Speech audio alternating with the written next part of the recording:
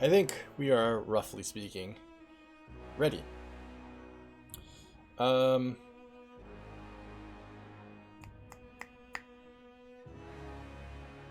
remember what I was going to say. There was something I was going to say. Oh, I remember now.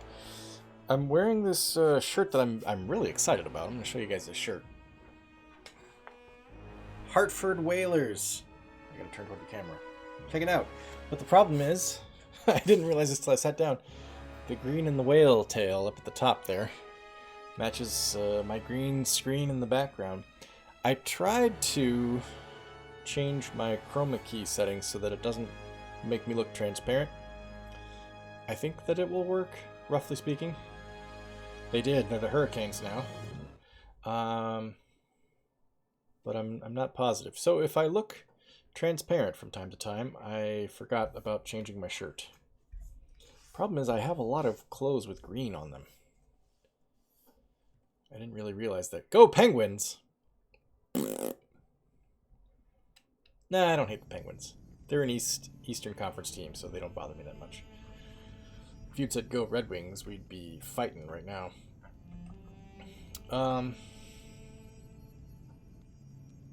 The tables.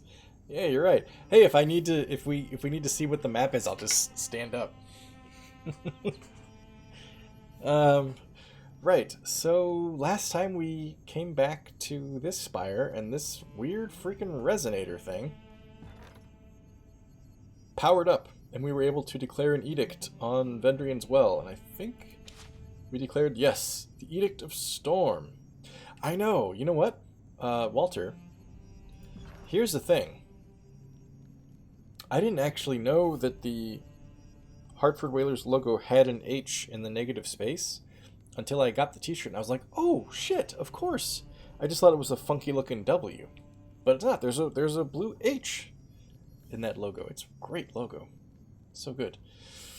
And one of the Blues' longtime franchise players started on the Hartford Whalers. Of course, I'm talking about defenseman Chris Pronger. Longtime Blue. He was on the Blues when they won the President's Trophy in 2000, 2001? I can't remember. Atlanta Thrashers. Oh, that's a tough team to like. They were not very good. Though they did have some good players. Was Nagy on the Thrashers for a while? Ladislav Nagy? Where did the Thrashers move to? Are they the new Jets team?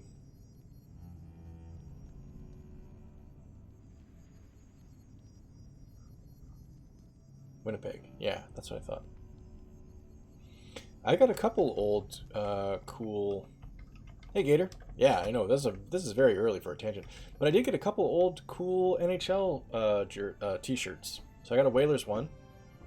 I got a Nordiques one, who, of course, ended up becoming the Avalanche, I think, right? And I got an Atlanta Flames one, who, of course, became the Calgary Flames.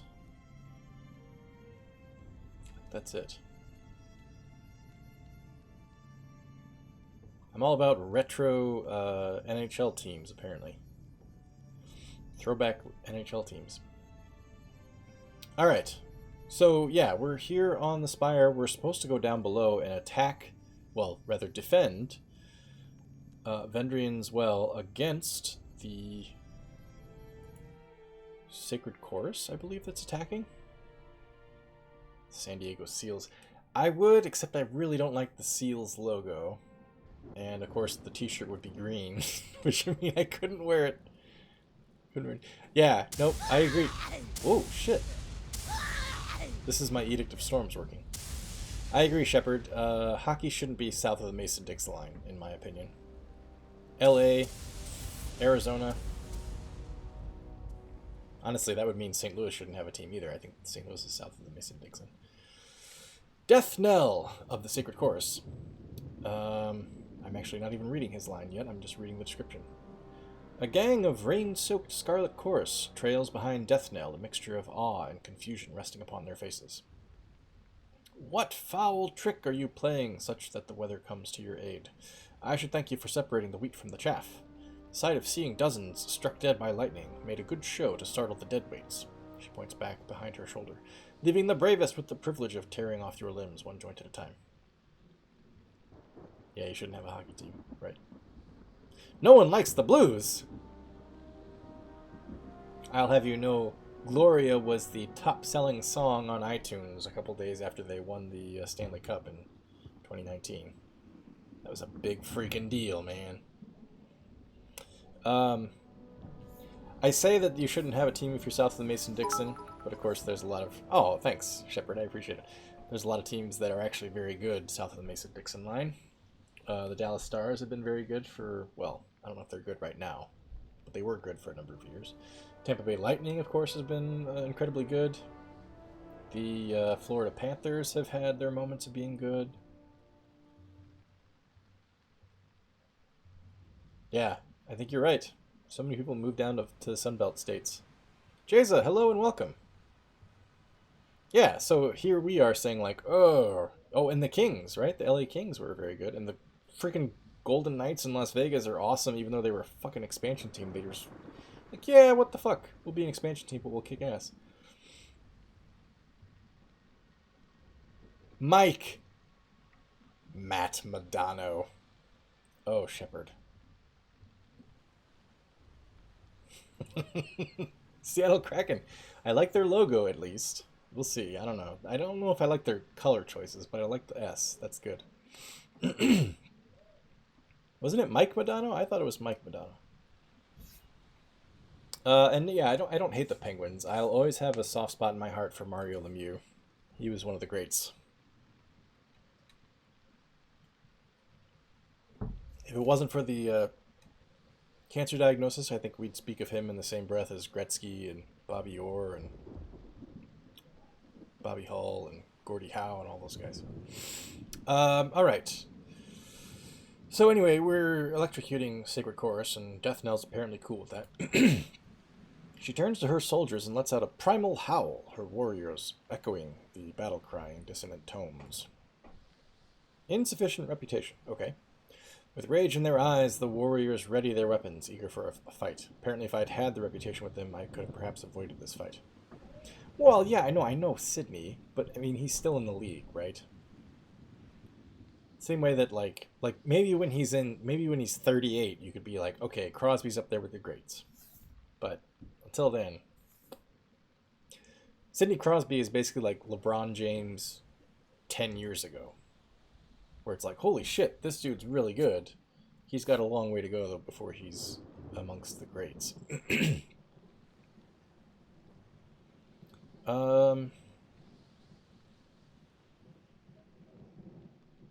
Yeah, that's what I'm saying. It's longevity in professional sports is really freaking hard. One of the reasons why I think Hank Aaron is so awesome is because he was never a dude who hit like 50 home runs in a year. He was always between like 30 and 45 home runs. He just played for like 20 years, which is really freaking hard. It's so hard to have that long of a professional career and be that good. It's just nuts. I hope nobody ever breaks Hank Aaron's. I mean, somebody will eventually, assuming that baseball goes on perpetually. But I hope nobody ever breaks his career home run record, because that's a pretty awesome record. And Hank Aaron was a pretty awesome dude. Alright. Well, these guys are clearly trying to fight us. Do we have a diplomatic option here? Did you not hear me proclaim that edict? Either I cast that edict by myself, or did so with the Overlord's blessing. Think that through very carefully. Yes, that is the diplomatic answer. 12 lore experience. Death Knell says, do not liken yourself to the Overlord. Your magic may have startled my weaker troops, but your magic is nothing my own blood chanters could not affect. Isn't that right? She looks to one of her mages for a nod of approval, but is met instead with a blanched look of fear. Mouth agape in terror.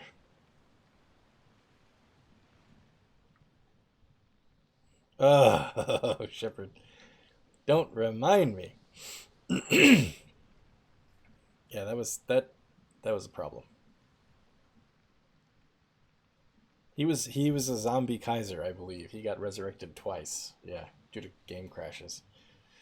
Gator, that reminds me, I'm sure this is a joke that everybody has heard, but it was something my dad always said when we would watch hockey games. when I was a kid. He would go, "Oh, I went to see a fight and a hockey game broke out." I was just like, "Okay, Dad." All right, so apparently the Blood Chanters are they're out of their league. They feel. Enough talk, says Death Knell. You will be trampled and forgotten. Only the voices of Narat will remember your name. Alright, well, we're in the rain. I wonder if that gives us a penalty at all, does it? Spire Rest bonus. Edict of... Yeah, here we go. Edict of Storms. Better control lightning, less control fire. But nothing for the rain. And presumably the mud that it's creating. That's... okay. Dun, dun, dun. Dun, dun, dun, dun. You'd run, would you? That's why you're not in Violin's fighting party. I'm gonna get these three. With Barrick's ability. And then Violin, you're gonna do that. Verse, you're gonna do that. To yourself. And why don't you do the weapons thing to Verse while she's doing it? Oh, we've got other dudes on our side. Hang on, we've got an Earthshaker. And Aaron Yos. Yes, I like Aaron Yos. She's awesome. And apparently Barrick's leveled up. Shit. You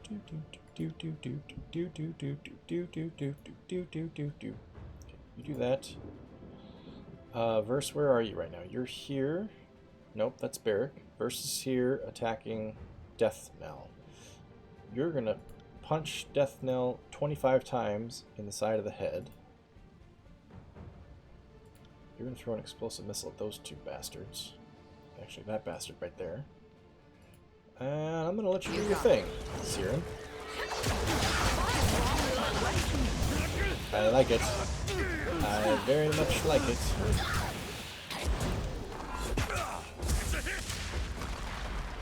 Okay, Barrick, what are you doing? Wait, what the hell? Oh, level up bonus, right, okay.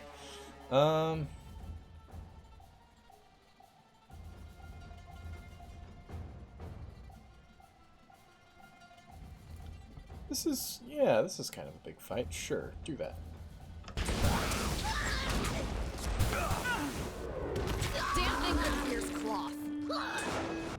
You'd be rather mad. Agreed, Mike. Ty Cobb, Pete Rose, Ichiro. Was Ichiro a scrappy dude? I always felt like Ichiro was just a pure hitter, like a Tony Gwynn type. He's a very good defensive player, but I never got scrappy from Ichiro. I just got like, freaking, he could use a bat like a surgeon. Just like Tony Gwynn. Tony Gwynn was amazing at that. Scrappy, I would think like Aaron Rowland or David Eckstein or, yeah, Pete Rose. Ty Cobb. Well, yeah, Ty Cobb was a fucking asshole, though. God damn. He was a good ball player, though. Stole bases. Yeah, that's true. Ichiro did steal bases. Ichiro just feels like... he feels less scrappy to me. He feels more like a really fine-tuned German sports car. That's what Ichiro feels like to me. Yeah, Cobb was a prick. Probably the most racist baseball player ever. Ichiro better than Ozzie Smith? I will agree, Walter. That hurts my heart because Ozzie Smith was my favorite player as a kid. But yes, I think Ichiro is probably more talented than Ozzie Smith. I would say Ozzie Smith is the best defensive shortstop we've ever seen at the major league level. Who could also, you know, bat enough to stay in the majors. But there are much better shortstops than Ozzie as a whole, I think.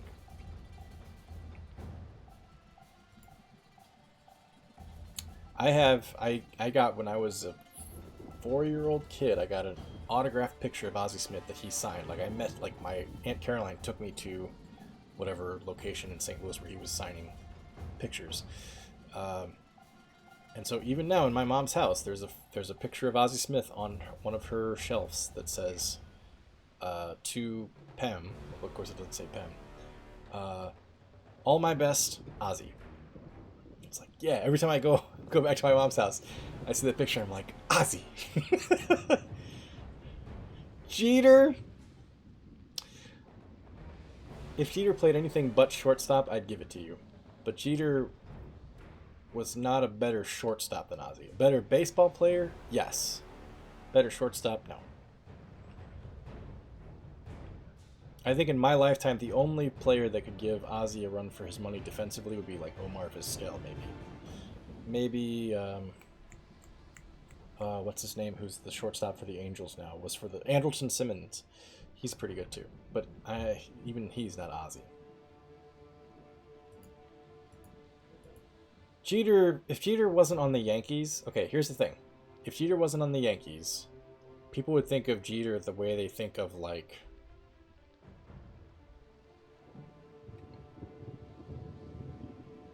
I don't know, fucking Nomar, or I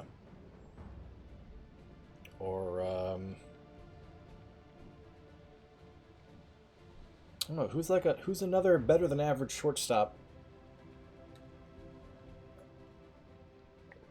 who didn't play for the Yankees?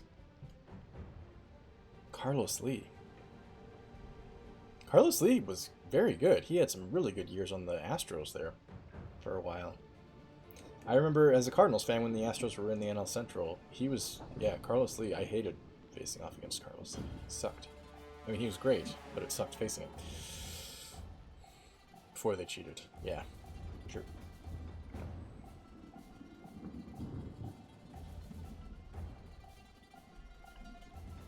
Jeter did play, he had a very long career, which if I'm giving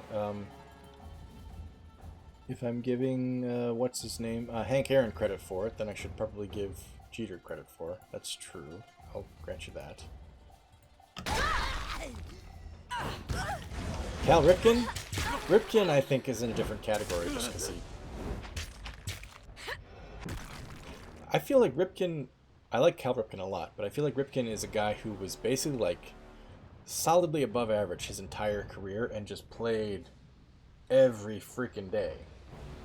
Like, his counting stats are great because he played all the time, but in terms of, like, whether he was an awesome ball player, I feel like he was basically just, like, above average ball player.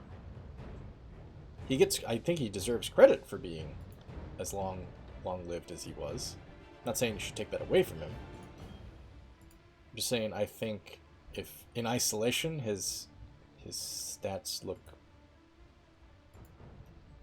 He's no Barry Bonds, you know what I mean?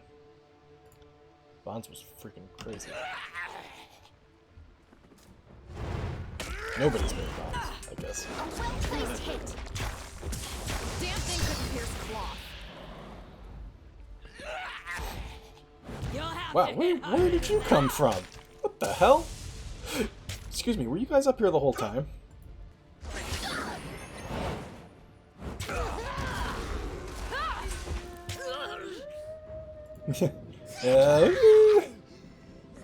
Well, I didn't think we'd start this November stream talking about baseball, but we are. Not a problem, boss. Wow! Araños just fucking smashed her. Can we see Araños? Whoa. Okay, sorry, hang on. I just want to look at the fight log and see what Araños just did there. We'll look in a second. Araños muffles laughter. Let's see. Muffled laughter comes from under her helm. That's right, you filthy peasants. Run for your lives. Tell Nerat what you saw here. I like her a lot. The chorus is running in every direction. Scatter to the winds, as it were. The few brave enough to stand their ground against your edict of storms are dead. The day is ours! Leave the cleanup to me and my brethren. You should take your rightful place, perched atop the spire. No better way to savor this victory than with a commanding view of your enemy fleeing across the valley. I am suddenly suspicious of this. Why is she telling me to leave the battlefield? Andrew McCutcheon? Kutch is a very good player. I mean, he's been better the last few years, but it's really a bummer that he had the drop-off that he did when he turned, what, 30 or 31 or whatever. Because he's totally the kind of dude who would, you know, play till he was like 38, 39 and just be freaking awesome the whole time. That's what I was thinking anyway. Bonds. I don't hate Bonds on steroids. Honestly, I really don't fault the players too much for using steroids when they did. And Bonds, yeah, he was a freaking crazy good player before he ever touched steroids. Bonds was basically like current Mookie Betts. If Mookie Betts did what Mookie Betts does now for like 10 years, that's how good Bonds was. He was Mookie Betts for 10 years before he even started using steroids. He was so good. I don't trust Aranyos here. I don't know why she's telling me to go away. But I guess that's what the game's going to have me do. Return to Mountain Spire. Okay. I legit thought that they framed that deliberately kind of suspiciously, but apparently that's just what I'm supposed to do. Crimson Great Spear. This is apparently on Death Knell. Two-handed. Ah, rats. I was thinking I could give it to Verse and she could have two giant freaking spears in each hand. Yeah, that's probably true. Gator. I'm always a little disappointed when I learn about like a baseball player who's like it's like Jordan, right? So Jordan, of course, was a freaking crazy good basketball player, and then you hear that his favorite sport the whole time that he played basketball was actually baseball, and that's why he quit the Bulls for a while and went to the White Sox, and it didn't work out, of course, and then he came back to basketball. But it's the same thing when you're like a baseball fan and you hear like, oh yeah, this guy plays baseball, but his favorite sport was always X. You're always kind of like, oh, okay. Bo Jackson's always kind of in that area for me, where it's like, come on, man, just play baseball. Same with Brian Jordan.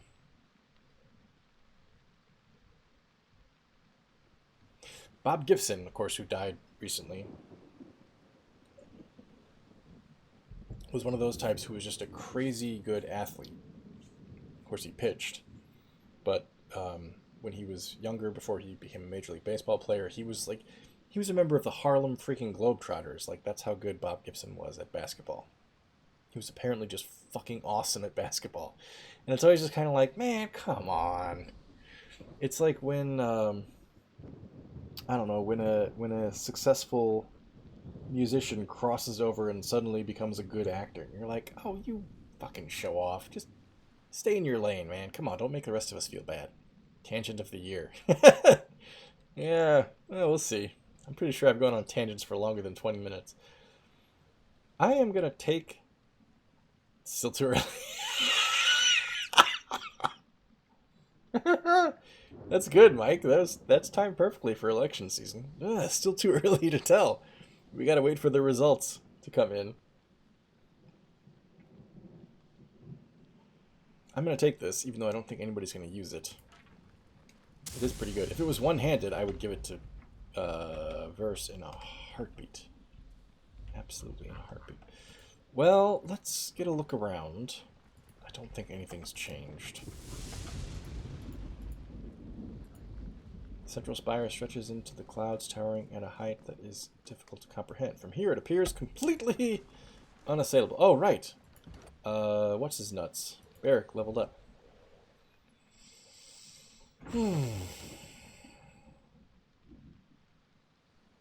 Oh, rats. Hang on, I was going to check the combat log to see what Aranyos did. This is dialogue. Okay, here we go. Aranyos killed Oh. I wanted to see what kind of damage she did, because she, like, took her two-handed sword and went like... And I wanted to see what the damage was. And it's not going to tell me, it just tells me that she killed Sage. The Sage.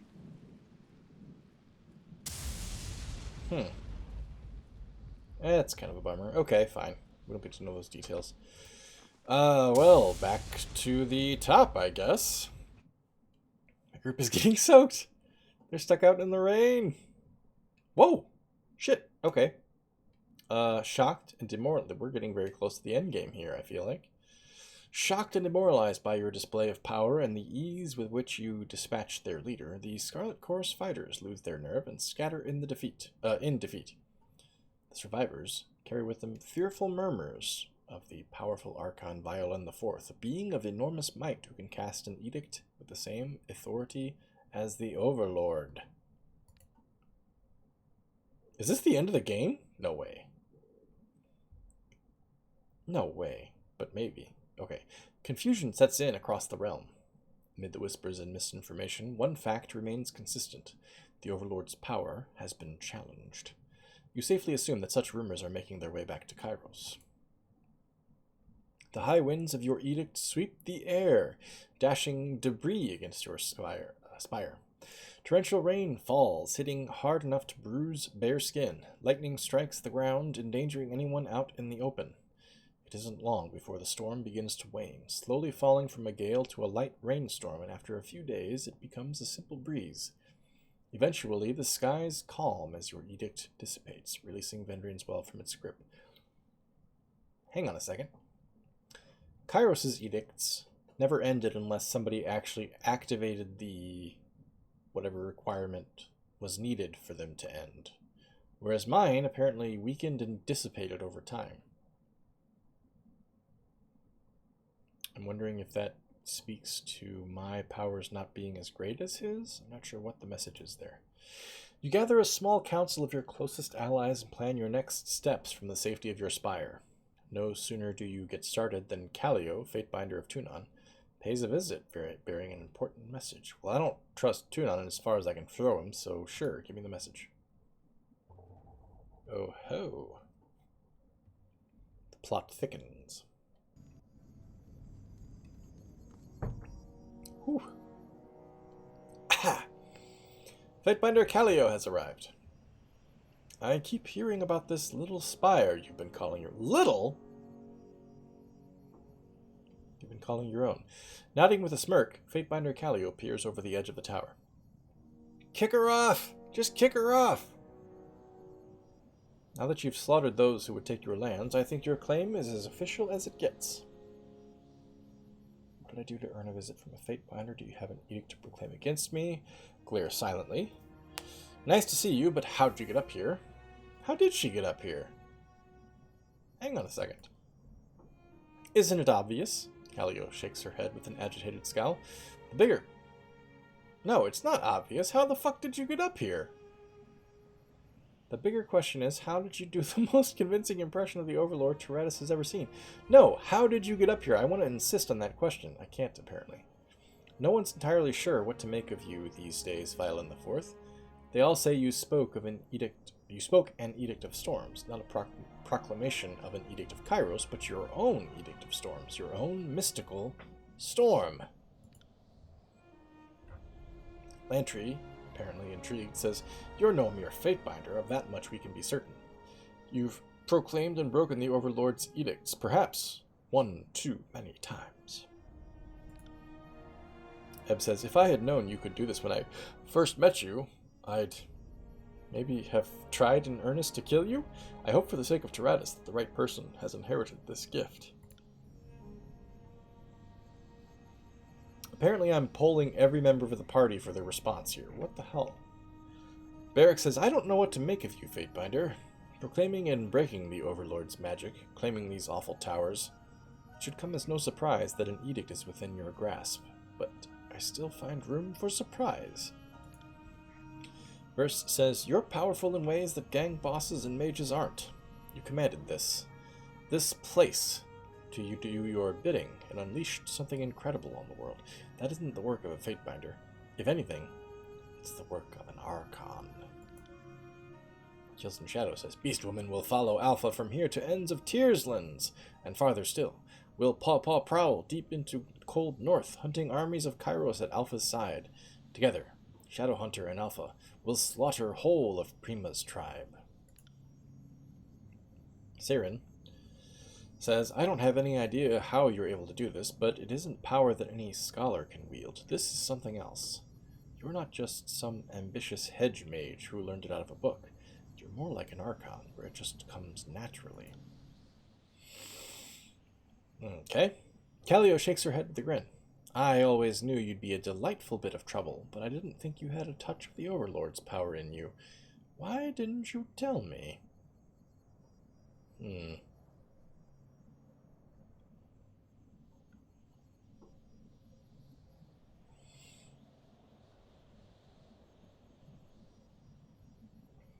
I think I'll say I genuinely didn't know I had it in me because I really did. Oh, wait. This is maybe more diplomatic. Presumptuous to claim the Overlord's power. I still don't fully understand this power just yet. Damn it, I'm like a teenager. I don't know what this puberty has done to me. She chuckles, shaking her head at you with a grin. For a moment, I was envious of this power of yours, then I realized I am not the one with "Threat to the Overlord" painted on my forehead. I come bearing orders direct from the Overlord. She clears her throat, her voice becoming somber and severe.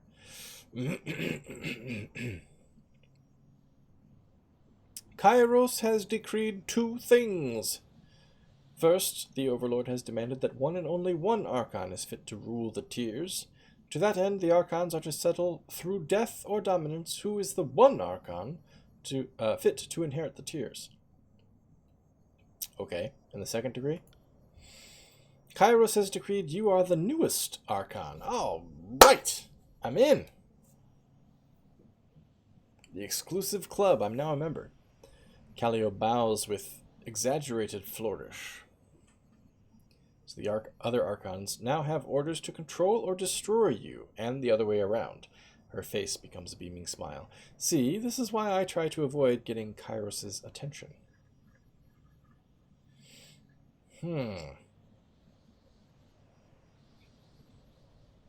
This is a command from Kairos, but not an edict? Correct, she says. There's no edict backing this order. She smiles a toothy grin. Such encouragement hardly seems necessary when the task is its own reward. The Overlord has merely rescinded Kairos' peace. The Archons may kill and maim each other without breaking any laws. Oh, goody.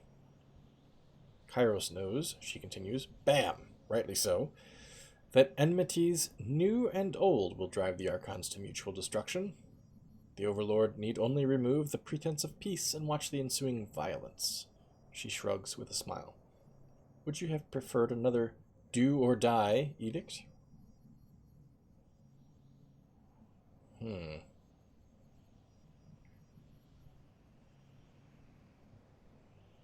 I could just let them fight it out. I would be safe here.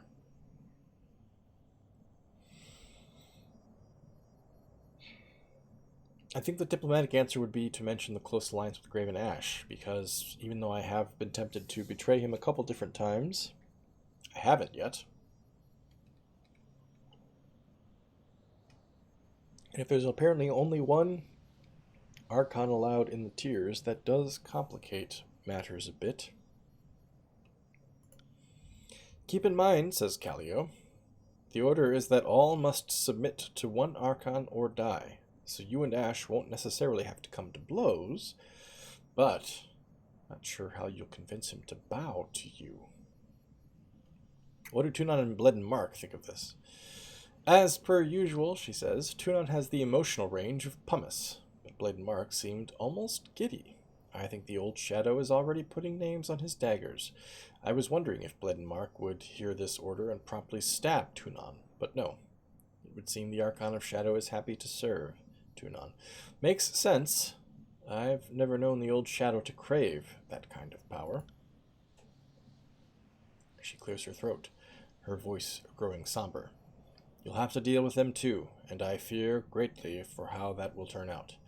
I imagine Tunon is too loyal to bow to you, and Bled and Mark too proud to accept you as his better. She nods quietly for a long moment. There is no way this ends well for some of us. Promotion to Archon, that's concerning. By definition, she says, an Archon is someone who generates magic from themselves and doesn't channel the powers of others. Since I assume you cast that edict without reading the prepared words of Kairos, otherwise why the fuss, Archon isn't fully incorrect for what you are, but I would agree your power is far beyond the mastery of shadows, or ice, or talking to trees, or whatever other powers Archons have shown throughout the ages. Consider, for a second, the greater mystery is not why you are being considered an Archon, It's why you're being allowed a chance to live. She shrugs. All I know is that the Overlord rarely improvises.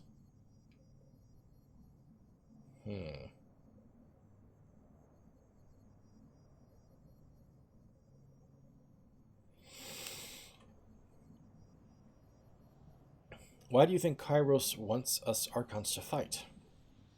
She says, because Ash and Nerat work together like water and oil, and so letting them each rule half the tiers is an exercise in bad planning. That's a question, apparently. Because there's no land left to conquer after the tiers in Kairos needs fewer generals? She shrugs with a ruddy-faced smile. Tunan's not here, so I don't mind pointing out that Kairos isn't exactly a loving ruler, and the Archons are disposable pawns, not beloved subjects. The land has been conquered. Why not dispose of the conquerors? And I would further speculate that Kairos hates all of the Archons equally, and so instead of nominating all but one for destruction, the Overlord is willing to let the strongest earn the right to exist. Am I to be the Archon of Edicts? Not exactly. Just Archon for now. A bit unorthodox, but that's all the information I received. Rogalis insisted we should call you Archon of the Tiers, at least in any case where we might be overheard, since Archon of Edicts could sound like denigration of the Overlord. Lightry says, you realize this presents a problem for me, right? My hand just writes Fatebinder Violin the Fourth out of habit. The effort it will take to retrain myself to write Archon, I'm not sure I have the years left in me. Okay, whatever the hell, dude. Very well. The other Archons will bend to my will or die. Because of my favor with Tunon, Fatebinder Callio says, first step is deciding you won't bow to one of the other Archons. She offers a smug nod. I wish you the best of luck in your upcoming struggle. Know that when you come for Blade and Mark and Tunon, I and the other Fatebinders won't interfere. Siren says, excuse me, sorry, she swallows first. Then she says, let's get one thing clear. I want no part of this little contest, Fatebinder. Sorry, Archon, I bow to you. The rest of you madmen can fight over the right to rule this mountainous shithole. Just like that? What, you're gonna leave me? Just like that, she says. I've better things to do with my life than throw it away in some pissing match. You all have fun trying to prove who is more powerful. I already know. Shit. If Siren leaves the party, that sucks. Callio says, a question me and the other binders have been asking. Can you do this again? Nunaval believes in you. Another who shall remain nameless takes the more cynical stance that the Overlord has a hand so far up your ass she can puppet your mouth. And you couldn't cast Second Edict if you tried. She sizes you up, head to toe. Me? I think you have it in you, or at least I like the idea of proclaiming an edict of yours someday. Oh, she submits. Okay, as an Archon. I see. Because Siren is an Archon. She submits to me. Got it. Archon, I bow to you. Right. Okay, got it. Yep, you're right. I was thinking she was actually going to leave the party entirely. Okay. I think you have it in you, or at least I like the idea of proclaiming it. Okay, so Nunaval believes in me. Rogalis, apparently, who she wouldn't name, thinks the Overlord is behind all this, and I don't stand a chance. Meanwhile, Callio seems to be telling me, like, hey, if you became the boss, I'd be cool with it. I don't know that I can do this.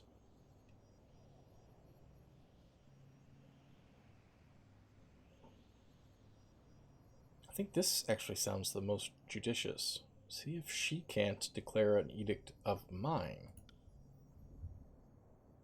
Are you? Her hand darts in front of her mouth. Serious? You'd let me do that? Of course! Grab your quill. Readying quill and parchment. Callio prepares to set your words to writing. I could fuck Iron Hearth. It's the Stone Sea and the Chorus headquarters in Cacophony, against Vendrian's Well, and against Haven and the settlement of Lethian's Crossing. Well, the Chorus and Voices of Nerat are our remaining target. I mean, we have to get... What's his face? Freaking Graven Ash to submit to us. But he's already apparently cool with me having killed his daughter and granddaughter, so I'm kind of like... How much of a threat is he really? You know, I feel like I can convince him to just shut up. Yeah, so fuck the Stone Sea. She writes your words with dutiful hand. Fuck the Stone Sea. Let's see. We declared an Edict of Storms here, so let's declare an Edict of Stone. With the edict complete, Callio approaches the edge of the spire and, with as much projection as her voice can muster, reads aloud your edict.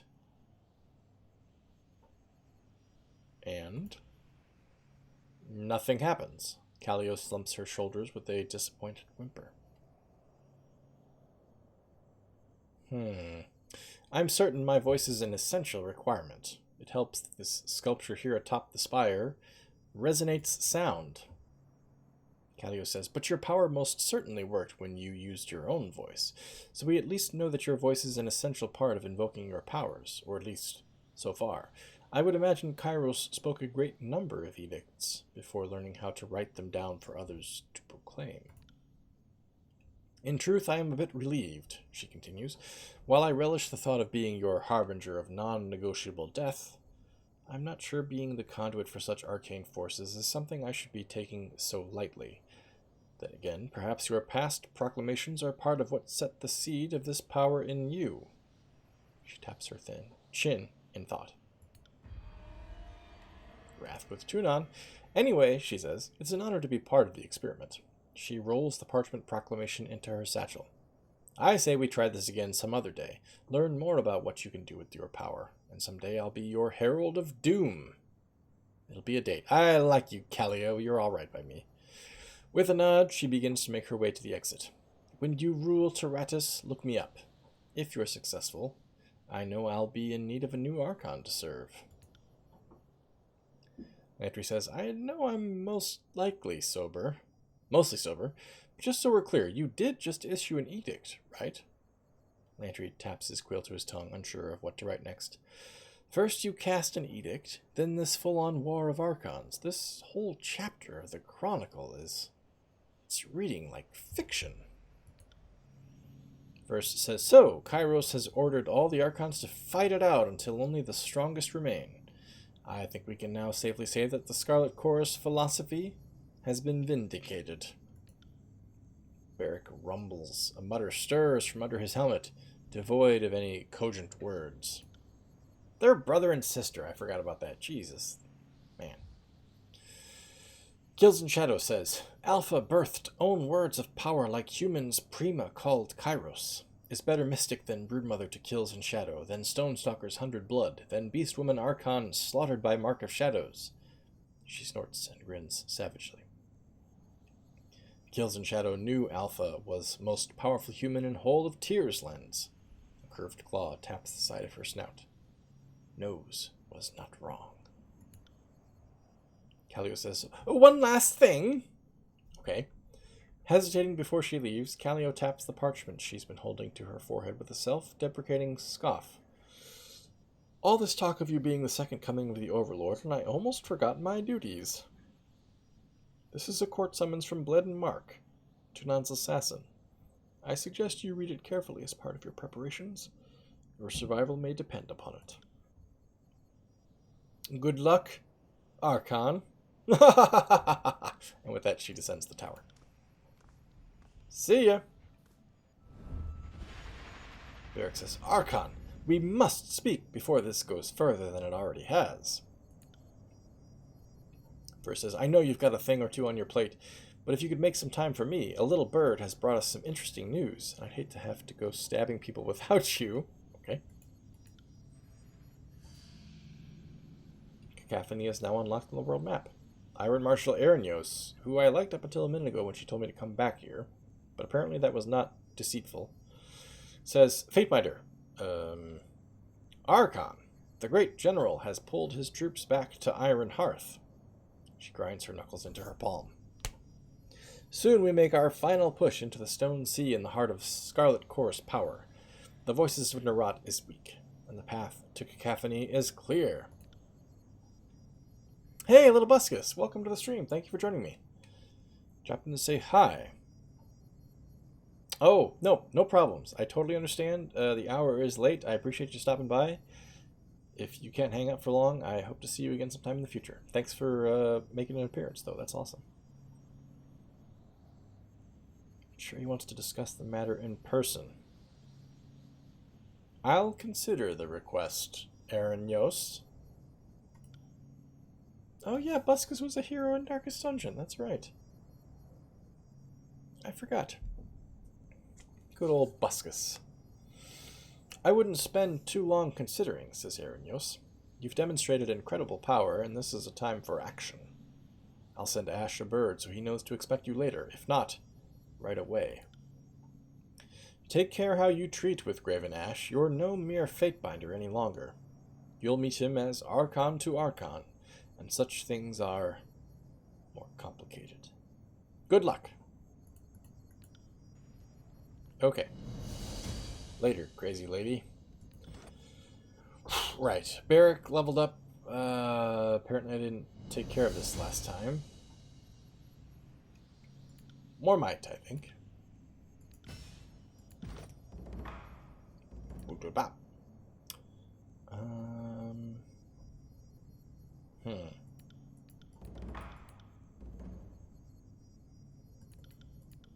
Yeah, sure, that one.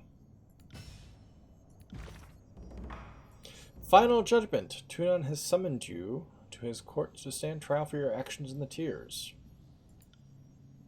Graven Ash has called all disfavored forces back to Iron Hearth to regroup before making a final push into Cacophony to defeat the voices of Narat. Remaining Chronicles. Yeah, we're not doing it. Oh, a missive.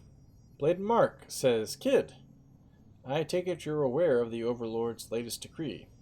If not, let me give it to you straight. Now's a bad time to be an Archon in the Tiers. Since most likely I'll be the one to cut you down, I thought I'd first explain. It's not my choice. If it was, I would still choose to kill you. See you soon. Blade and Mark, Archon of Shadows and Court Blade. I like that guy. He's honest. The very first suicide mission. Buscus was a plague doctor? Is that correct? Arrange a meeting, say something cordial, taunt the Archon of... Fucking taunt, dude. I'm an Archon now. I'm not afraid of shit. Mark! I'm sorry, who are you again? Oh, right, that creepy guy who stares at people from the shadows. If you want to say hello, just come talk to me already. No, that's not very diplomatic, is it? Cordial. My dearest Mark, I must sincerely thank you for the forward warning. Please know that I have, indeed, taken your words to heart, and as such, return the following in reply. Certainly I would not expect you to follow me without first testing my mettle. If we must slay each other, so be it. I respect your prowess, and I will stand my ground if a duel is what you desire. But I would ask that you consider instead pledging your blade to me, rather than aiming it for my throat. Does Kairos' decree insist that we kill each other, or merely that one should best the other? Warm regards, Violet the Fourth. That's a good response. I like that.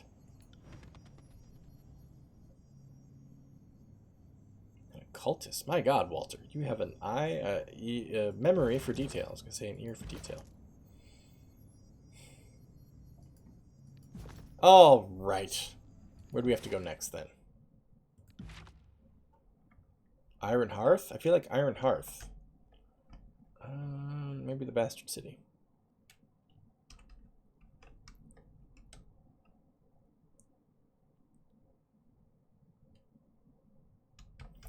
I think the Bastard City first, because Tunon is our boss. He's going to be pissed. And Blade Mark is there. He is trying to kill us. Who knows what we're going to have to do with Graven Ash. But I think the Bastard City is the place to go first. Oh, right. I can't do that until I actually leave Oh, right, and we gotta talk to Verse and to Barrick. Whoops, hang on. Nope. What? Stop. Alpha to God kills and damn it. shadows. Little chit fate binder won't. No, I don't. I have come to regard knowledge as a kind of curse. Good night, Buscus. I better understand the Overlord's injunctions against too much of it. Thanks for hanging out. In knowing why my armor clings to me, I think I began feeling it grow into me. Has it buried itself deeper within me? Or do I imagine this? He sighs. Kairos has ordered that the Archons determine a ruler of the tiers from among themselves. This is the time to go to Archon Ash, submit to him, and beg clemency.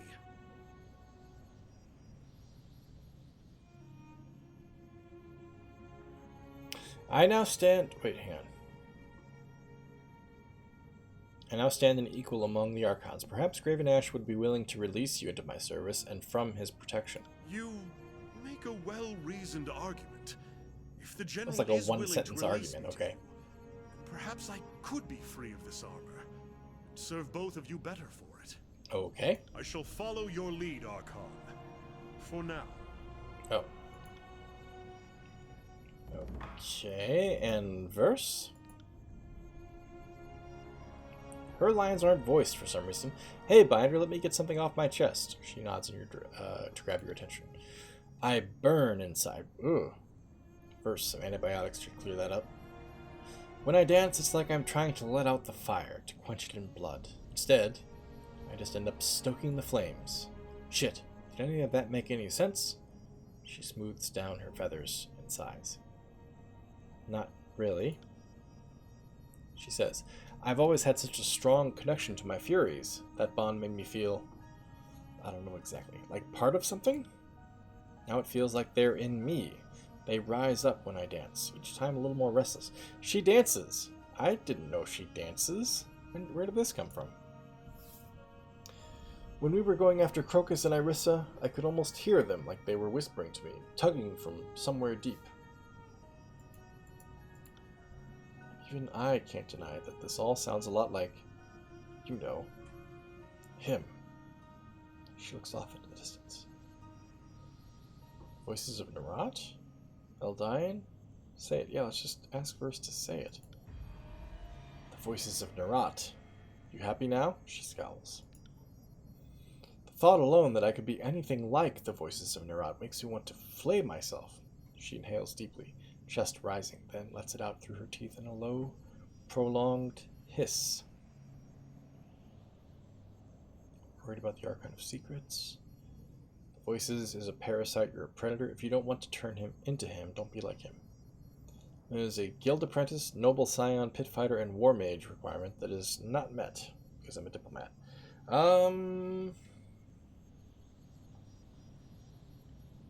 I think with Verse, the best way is to remind her she's a predator. Narat is a parasite. Now he's a parasite, sure. But that wasn't always true. Maybe it starts with the killing, but eventually you've got others doing the killing for you. That's how Archons are made, right? And Overlords. Don't be like him. What exactly are you suggesting? The right corner of her lip twists.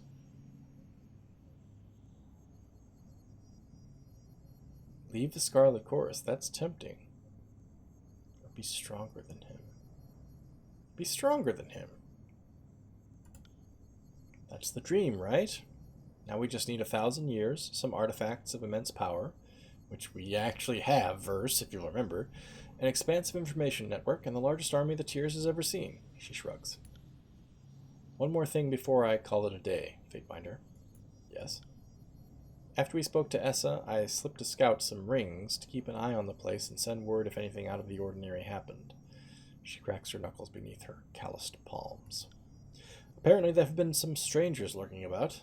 I'd like to head back to River's Break and see if we can't grab one. Maybe dig a little knowledge out of him. But not, you know, in a directly out of the head kind of way. She frowns sheepishly. I'll make it a priority, Verse. Thanks. Who knows, we'll maybe dig up something we can use against the Archons.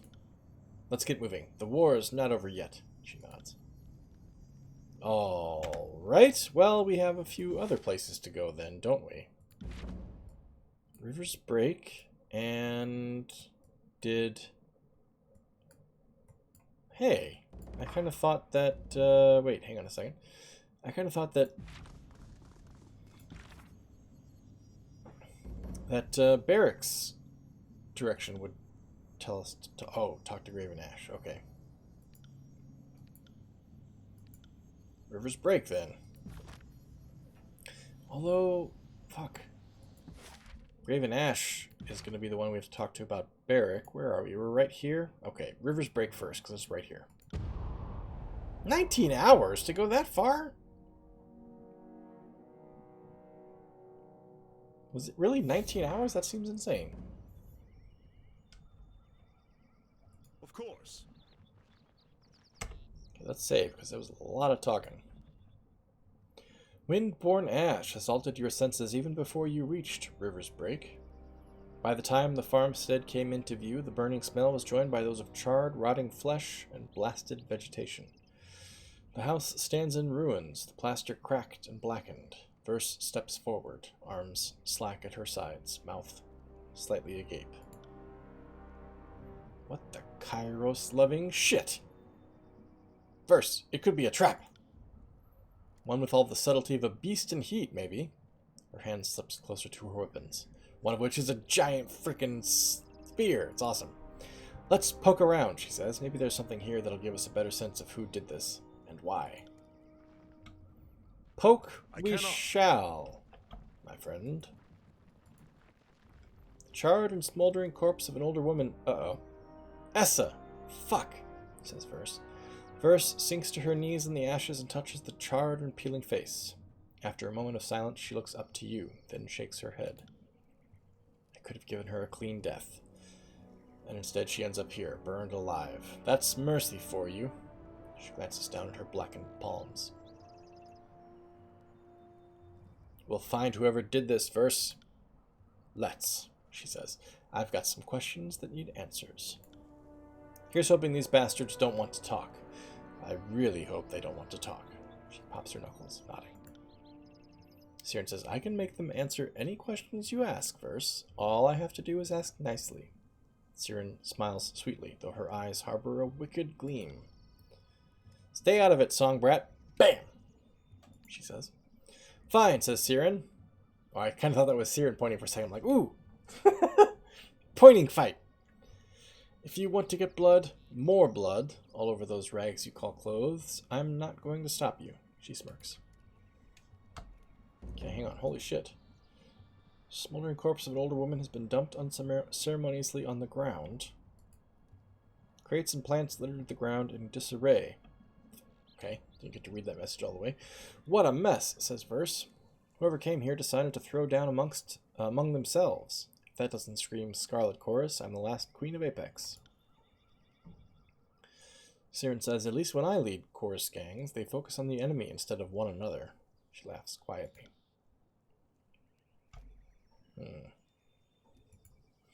Shattered crates lie scattered and burned across These the were ground. here before, weren't they? Can't say they seem very useful now. Deep gouges mar this door frame. Oop, okay. Somebody pried this door open, says Verse. Someone with iron. She runs a finger along the door frame.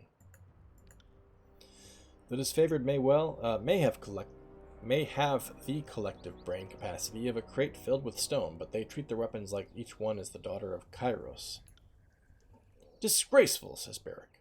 The Overlord and the Great General gifted us iron that we might spill the blood of our enemies, not to lever open a stubborn door. Barrack glares at the door, his head bowed. Okay. The corner of the ruined home seems particularly charred. Look at this, Fatebinder, says Verse. She points at the blasted remnants of the wall. I've set a lot of fires in my time, and this is that very special pattern of burning that only happens with magic. She kneels, fingers running over the ashes. See these marks? Sigil work, and too clean for bloodchanters. Probably a sage, were I to guess. Sages did this? If you know of another organized society of magic users who like to control information, I'd happily look the other way. Look their way. The overhang behind the Is tree there seems to anything have better collapsed than from the the old, fire. familiar scent of a burned-out farmhouse? What? Faint tracks disturb the soil. Nice find, Binder. Verse sinks to one knee. These tracks are faint. Even with the earth as dry as it is, whoever left them was traveling light. They couldn't have carried much gear. Her attention turns to the eastern horizon. We've got a burned farmstead and multiple fire wards set around it. That reeks of our missing fire mage Catorius. Who the fuck is Catorius? There's chorus and disfavored shit all over the place. Given how shoddily maintained the iron is, I'm guessing it's all chorus shit. You can't have gone far. The nearest stronghold is a sad little pile of palisades on the edge of the contested lands called Fort Squander. The disfavored used to hold those walls, so that could go a ways towards explaining their arms being scattered around here. Come on. We've got a sage to track. Are you okay? You seem a little bit intense. Yeah, I'm... The fire. It reminds me of Red Geyser. She bites her lower lip. Tell me about Red Geyser. She loved fire. Loved it more than any other fury. Loved it more than the blood chanters, maybe. They twist and pull it, summon it. She made a partner of it. Let it lead her dance. Everything is so sexual in this game. It's crazy. Once she lured these Azure scouts into a clearing. They're tracking this lone woman, then all around them torches blaze. Geyser sets these pitch-headed arrows to the flames before putting them into one of the scouts' eyes. An arrow per eye, hissing and popping. Jesus. Then she charges into the scouts with this burning crescent, this axe, the head as long as your arm and pitched. They swing at her, but it's all fire and blood to her. I know, Mike, She you're right. shoulders them aside and we take them apart. That's where she got her name. The spray from an opened neck. That's probably enough. She was one of the good ones, Binder. Archon. As good as anyone on this filthy peninsula. Archon. I'm glad I got to tell you about her. Archon. She lives on a bit in that. Archon. Now, let's be off. Archon. First cracks her knuckles and nods to the Archon. Alright. Wait, what's this one? Small bed of rocks juts from the rough dirt. Apparently that's not a clue. Okay, let's go. Whoops. Hang on. Let's check the updated journal. Holy shit, we got a missive. Hang on. Blade Mark says, Kid, if I haven't said it before, I'll say it now. I'm going to enjoy killing you. Can't wait for the execution order. I'll be anticipating your arrival at the court. Don't snuff the lights. Blade and Mark, Archon of Shadows and Court Blade. Oh, I'd like to see you try, Blade and Mark. Travel to Fort Squander. You've deduced that a sage working with the Scarlet Chorus was responsible for burning S's home. Travel to Squander with Verse to locate them. Okay, so Fort Squander is still closer than Iron Hearth. Yeah, let's go there.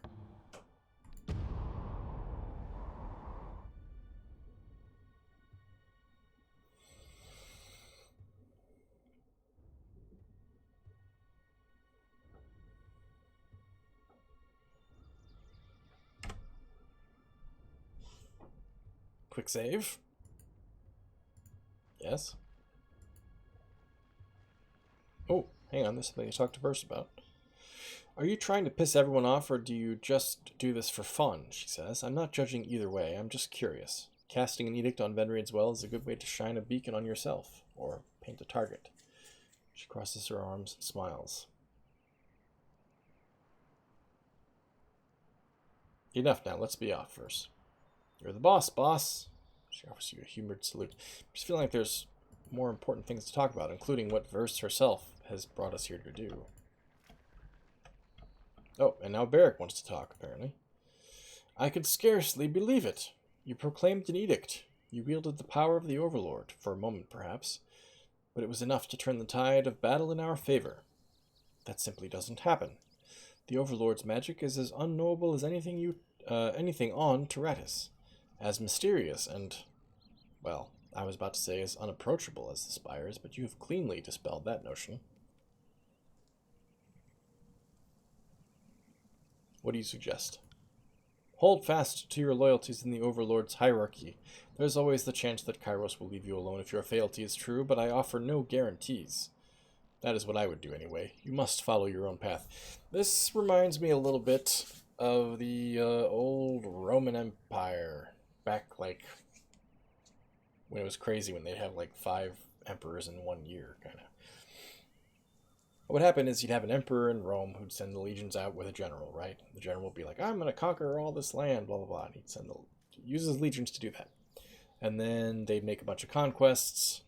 Or the emperor would send them into some place that was absolutely crazy. Like, holy shit, we're all going to die if we go there.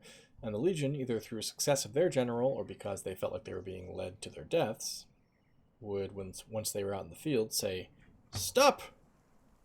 We declare our general the new emperor. And once that happened, the general was like, fuck. Because once the emperor back in Rome heard that your soldiers were calling you the new emperor, it didn't matter whether you went back to Rome hat in hand and said, oh, it was all just a misunderstanding, sir. The emperor was going to kill your ass either way. So for most generals, it was like, fuck it. If he's going to kill me if I don't challenge him, then I might as well challenge him, because what's the worst that happens? The worst that happens is I die. The best that happens is I perhaps become the emperor. This is kind of what I feel like Violin IV is facing right now. It's like, look, Kairos is already thinking of you as a challenger to his power. So he's going to treat you like that, whether you kowtow or not. And here Barrick's like, oh, if you only swear your fealty is true, he will surely overlook this. That's not how it works, especially not with authoritarian leaders, dude. Once you challenge their authority, it doesn't matter whether you blow them in the bathroom. They are still going to think of you as a potential enemy, and they're going to kill you for it. Or at least do something to mitigate the risk of you rising up against them. So, no, Barrick, you're out of your goddamn mind. Enough for now, let's be off. Of course, Fatebinder. Barrick bows stiffly.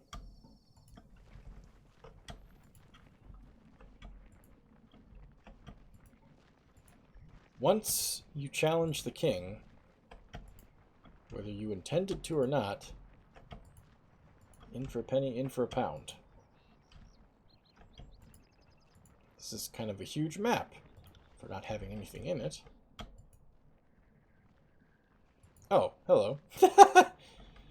Oh, this is maybe the Scarlet Chorus camp that we were at the first time around.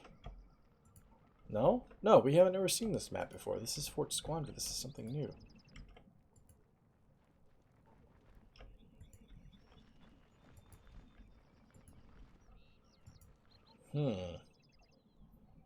Verse says, BAM!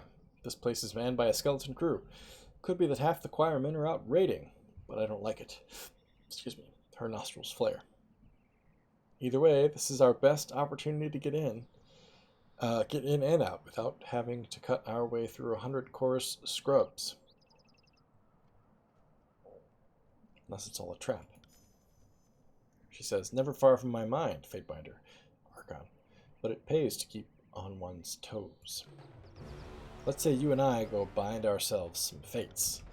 Ho ho ho ho! Yeah! And the combat music kicked in even though there's no combat. Blood stains the wall, thick as layered paint. Dead flies stick to its tacky surface. There seems to be too much gore to be the result of battle, but if it's supposed to be decor, its meaning is lost in its mad excess. Let's just check out the whole periphery before we go in.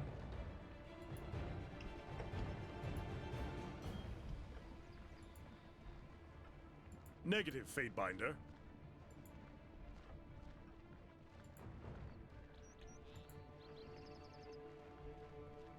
Okay.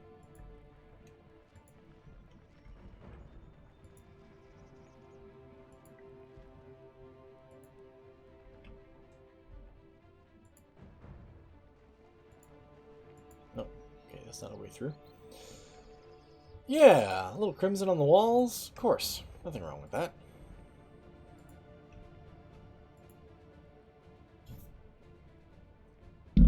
Whoops. I think I just hit the mic. Sorry. Alright, apparently no alternate ways in. So let's head back to the gate.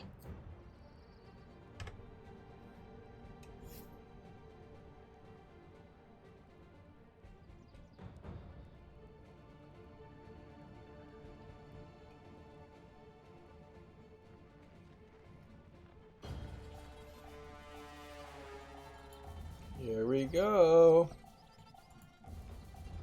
Who's this? Doesn't matter who it is, we're going to kill him.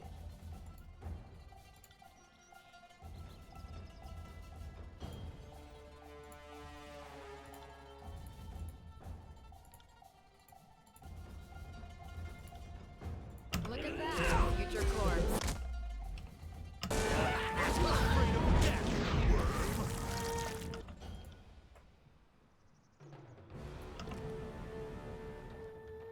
Uh-oh. There's quite a few of them here.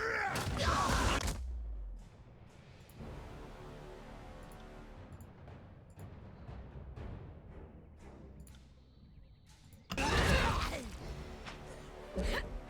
out, you little shit.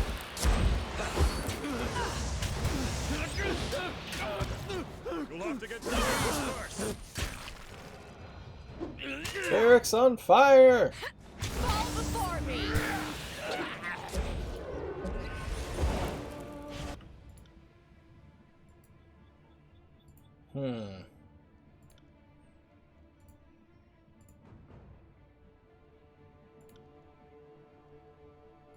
Not a problem, boss.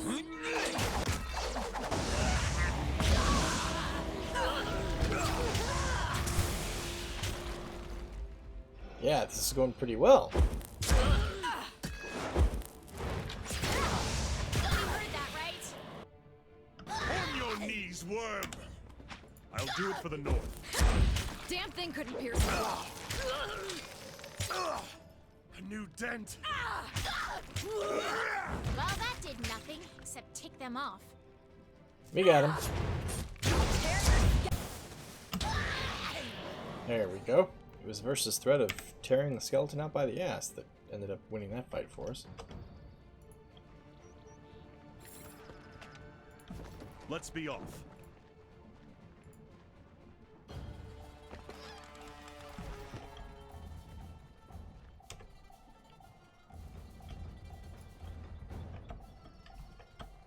She is a little bit, right? Yeah. She's the bard that kicks ass.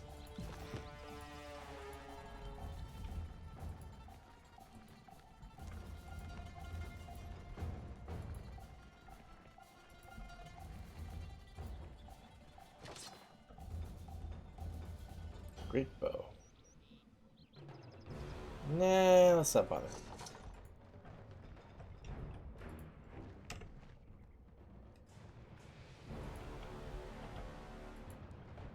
There's almost nobody here. Apparently we're just grabbing all this stuff.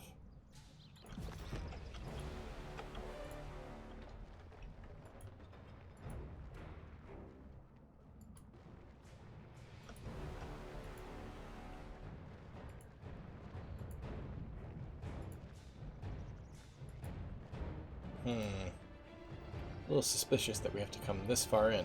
A half-dozen corpses, most bearing disfavored brands on their skin, hang in various states of bloody abuse in this converted animal pen.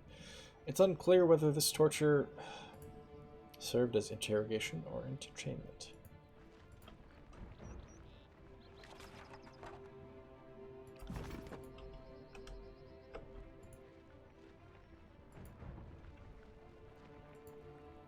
Rust-marred iron weapons have been strewn haphazardly in this corner of the fort. Some seem to be vicious knives broken down from larger swords, while other blades boast new barbs or serrated edges. Notorious. A man spins to meet you as you enter the core of the stronghold, his carbon-black skin gleaming with a sheen of sooty sweat. Sweeps of gray ash smear his red robes, and he grasps in his hands the staff of a blood chanter, orange flames licking its length. Catorius says, Verse, Archon. His eyes flicker to you, and he bows his head slightly. Verse says, Then you know who I am and why I'm here. That should make things quick and easy. Her eyes shimmer with the reflected light of Catorius' flame. I assume he's one of your sister's killers? None other, says Verse. I've seen those smirking lips 1,000 times behind my eyelids. I've put a lot of thought into how I'll go about cutting them off. Her tongue runs the length of her upper teeth. Apologies for the lack of introduction, Archon, says Catorius. I am Catorius, once of the School of Ink and Quill. The sage smiles, indicating himself with a flat hand upon his chest. The hand, remaining flat, rotates and pitches to indicate Verse. I presume if we had Lantry in the party, there'd be some additional dialogue here, since Lantry is a sage. More to the matter at hand, however, I am one of the 3 survivors of the group that met your friend's Scarlet Fury patrol in open battle in Apex a few years ago. Verse says, You seem pretty damned matter-of-fact about it for someone whose remaining life is measured in hours. So long, says Catorius. Verse says, You think I'm going to make it quick, kindling cock? Kindling cock? Okay. No, I'm going to savor this. Nice and slow. She barks out a laugh. Catorius rings his staff with both hands and regards you with narrowed eyes. Super sexual. How did I come to earn your unbridled enmity, he says. You let Crocus live. He was easily the worst of us. That wasn't my fucking call, says Verse. Her weapons appear in her hands. Hold, Fury, says Catorius. Aren't you the slightest bit curious about why the man who killed your Fury friends holds a tent in the middle of a Kairos-forsaken Scarlet Chorus encampment? He holds out a flat, filthy palm. That stops Verse short. Her eyes, when she looks to you, have widened with doubt.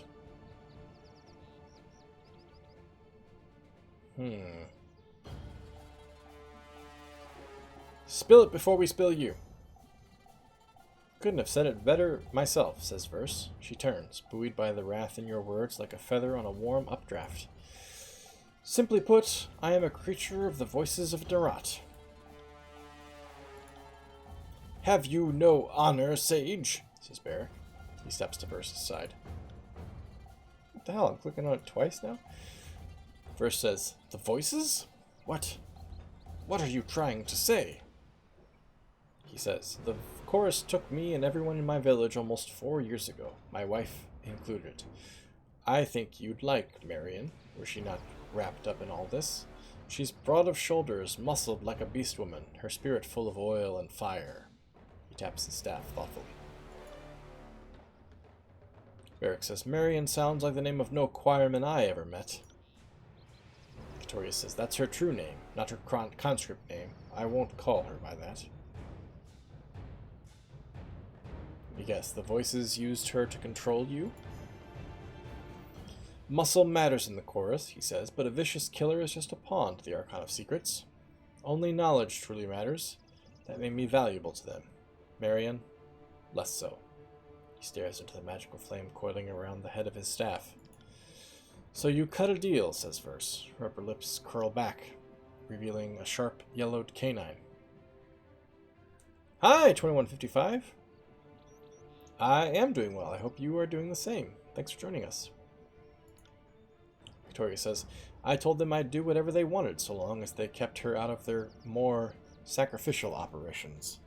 He lets loose another long sigh, shoulders sinking slightly as if under a growing burden.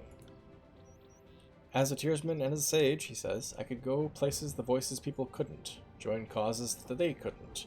Long before the Tarkus clan reached an agreement with the sages to slaughter the garrison at Vendrian's Well Citadel, I helped Tarkin Deimos plan his resistance. I'm clicking it twice now. The voices allowed the Oathbreakers to slaughter the chorus's expendable gangs as distractions for their true objectives. The voices thought Verse and her sisters expendable? Bullshit, says Verse. Each Fury is worth 24 conscripts. A sisterhood that dances together like ours? There was no more vicious force on the whole fucking field of war. I think you're right, says Catorius, or something like right. We weren't supposed to kill you, and we weren't supposed to take you alive. The voices wanted you to witness your squad's deaths. The sage nods vigorously. Thanks, Gator. But you didn't kill us all. You took Geyser, says Verse. Her words carry the chill of winter. Catorius says, we captured one of you, yes. Irissa wanted to finish her off as a warning. Crocus thought we could sell her. I sided with him and suggested a ransom to the Archon of Secrets. That's what we did. I got your friend home to the voices. His gaze rises to Verse. Expect us to believe Nerat cared enough about one of his own to purchase her back. I'm not sure it matters what you believe, says Catorius. You lie. Red Geyser, my sister, is dead. Mismatched eyes glare from beneath a lowered brow. Catorius says, if so, she was killed after we left her with the Archon. Which I suppose brings us to the present. The voices left me with standing orders. If you ever figured out the truth of it, I was to bring you to them. So that's what happens next. He rubs the bridge of his nose. Which is why I've kept you talking until the reinforcements return from patrol. In the brief silence that follows, you discern quiet chatter and the sound of boots on dry earth from elsewhere in the fort. Diplomatic answer would be, help us and we'll help you. If I don't bring you back, he says, it doesn't matter whether or not I died in the trying. The voices of Nerat will murder Marion. He lifts his staff, and the flames along its length brighten, illuminating runes burned into the wood. The only other way to save her would be to kill the Archon of Secrets. Then we kill the Archon of Secrets! Whoops! Sorry, clicked the wrong thing there. There are more soldiers coming into the fortress now than you felled on your way to me. Yet, if anyone can kill the Archon of Secrets, he says, it would be you. His chapped lips purse. With your help, yes. Verse says, then this conversation is over, right? Murderous anger flickers with reflected flame in her eyes as she glares hungrily at Catorius. Oh, right. That's right, we're going to kill Catorius. Well, you know what? Let's kill him. We can always take on the voices by ourselves, I think. Sounds like a Nick Cage movie. It's very involved. Yeah, when your wife is being held hostage by some evil force, that's totally a Nick Cage movie.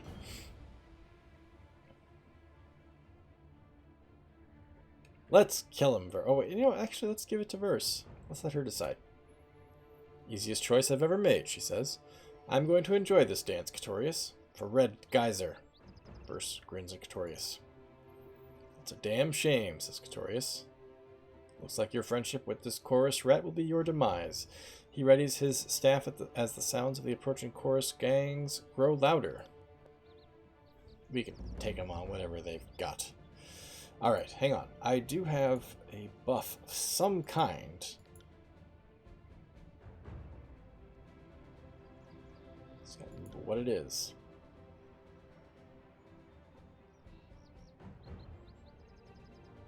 Party-wide buff, I think. Favor of the Fatebinder. It's just one target. Damn, I thought I had a...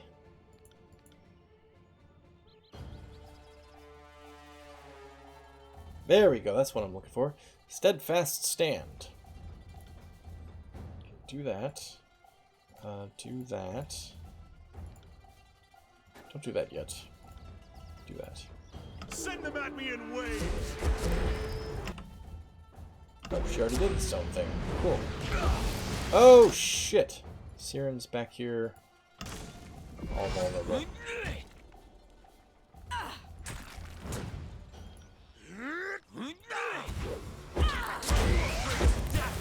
So it's just... Wow! It's Verse versus Catorius here in a duel, basically. And he's down.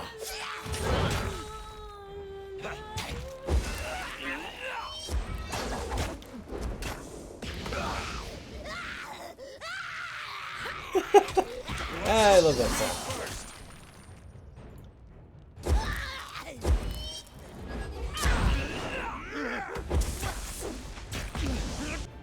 Yeah! Got him, kids.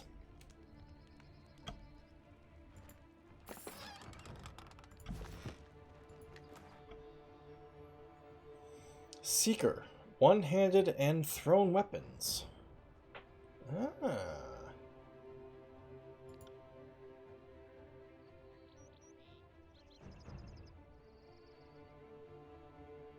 Oh, this is a staff. Oh, Seeker is what I've got. Damn. Okay.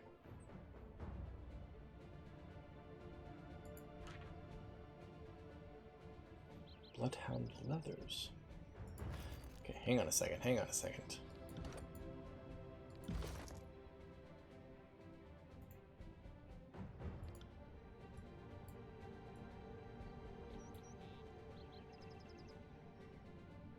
This is quite good, except the recovery. I think it's worth it. She's gonna look like a butch chick in this, but that's fine. And then the staff, huh?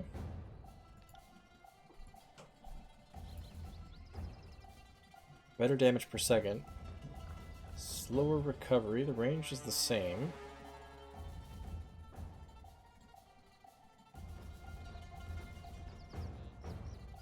Sure. Let's switch it up. What the hell?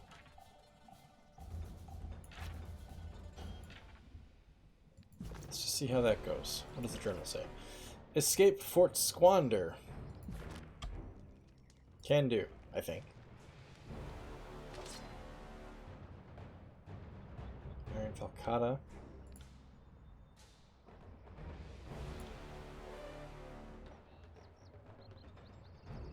No, not really worth it. I'll take it, but it's not worth having. Let's be off. Well, gang, it is time to switch over to... Holy shit. Look at this. 1, 2, 3, 4, 5. 1, 2, 3, 4, 5, 6, 7. Ooh, okay, there's a few fights ahead of us. It is time to switch over to Prey, though. I think battling our way out of the fort will be a fun way to start the next stream, for sure. So, let me pause the recording. It's time to switch over to... Holy shit! Those of you in the chat, hang out with me for a few minutes. Those of you catching up on YouTube, thanks for doing so, and I will see you next time.